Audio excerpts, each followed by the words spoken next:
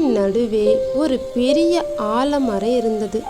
அந்த ஆலமரத்தின் வேர்களுக்கு இடையில் 2 எறும்புகள் வசித்து வந்தன. ஒன்று நியோ என்னும் மாடன் எறும்பு, மற்றொன்று மன்னன் என்னும் ஏழை எறும்பு.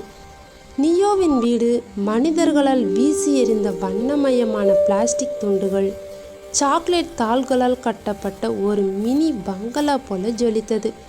ஆனால் மன்னனின் வீடோ களிமண்ணால் கட்டப்பட்ட ஒரு சிறிய வீடு. இந்த 2 வீட்டுக்கும் நடுவே அந்த ஆலமரத்தின் வேர் மட்டுமே தடுப்பு சுவராக இருந்தது. நியோ தன்னை மிகவும் புத்திசாலியாக கருதி மின்மினி பூச்சிகளை பிடித்து தன் வீட்டுக்கு விளக்காக பயன்படுத்தினான். அவன் எறும்பு கூட்டத்தின் வழக்கமான வேலைகளை செய்யாமல் மனிதர்கள் தவறிவிடும் சர்க்கரை கட்டிகளை மட்டுமே தேடி தேடி சாப்பிட்டான். நியோ அடிக்கடி மன்னனை பார்த்து, ஏய் மன்னா, நீ இன்னும் பழைய காலத்தாளாகவே இருக்கிறாய். என் வீட்டை பார், எவ்வளவு வசதி, நீயோ சேற்றிலும் சகதியிலும் கிடைக்கிறாய் என்று கேலி செய்வான். ஆனால் மன்னன் ஒரு உழைப்பாளி. அவன் அந்த கேலிகளை பெரிதுபடுத்தவில்லை. ஒரு நாள் மாலை காற்றில் ஈரப்பதம் அதிகரித்தது. மரத்தின் வேர்களில் வழக்கத்திற்கு மாறான நடுக்கத்தையும் மன்னன் உணர்ந்தான். அது ஒரு பெரும் புயலுக்கான அறிகுறி. மன்னன் உடனே, நியோ, பெரிய மழை வரப்போகிறது, உன் வீட்டை பாதுகாத்துக்கொள், இல்லைன்னா என்னுடன் பாதுகாப்பான இடத்திற்கு வா என்று கூப்பிட்டான். நியோ சிரித்தது. என் வீடு நவீன தொழில்நுட்பத்தால் கட்டப்பட்டது.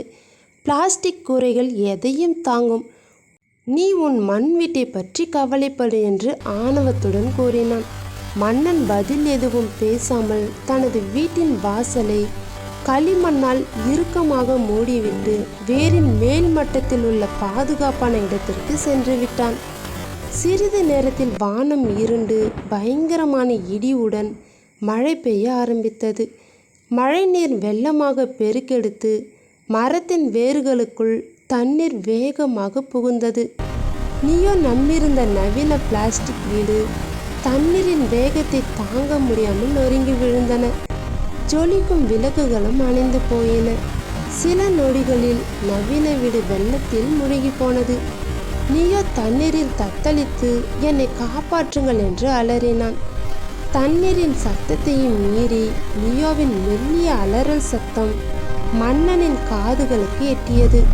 அவன் உடனே ஆபத்தை உணராமல் நியோவை காப்பாற்ற அந்த தண்ணீருக்குள் நீந்தி சென்றான். நியோவை தனது வலுவான தாடைகளால் கவ்வி பிடித்து நீரோட்டத்தை எதிர்த்து தனது பாதுகாப்பான இடத்திற்கும் கொண்டு வந்து சேர்ந்தான். விடியற் காலையில் மழை நின்று போனது. நியோ மெதுவாக கண் விழித்து பார்த்தபோது அது மன்னனின் கதகதப்பான மண் வீட்டில் பாதுகாப்பாக இருந்தான். தனது நவீன வீடு அழிந்ததை உணர்ந்த நியோ தலை குனிந்து மன்னனிடம் மன்னிப்பு கேட்டான். இயற்கையை புரிந்து கொள்வதுதான் உண்மையான அறிவு என்பதை நான் மறந்துவிட்ட என்றது. அன்று முதல் நியோ இயற்கையை மதிக்க கற்றுக்கொண்டான். மன்னனும் புதிய உத்திகளை கற்றுக்கொண்டான். இருவரும் அந்த மரத்தின் வேர்களுள் சிறந்த நண்பர்களாக வாழத் தொடங்கினர். இந்த குட்டி எறும்பு கதை உங்களுக்கு பிடிச்சிருந்தா மறக்காமல் நம்ம ஜிகே நேச்சர் ஸ்டுடியோவை சப்ஸ்கிரைப் பண்ணுங்கள். தேங்க்யூ.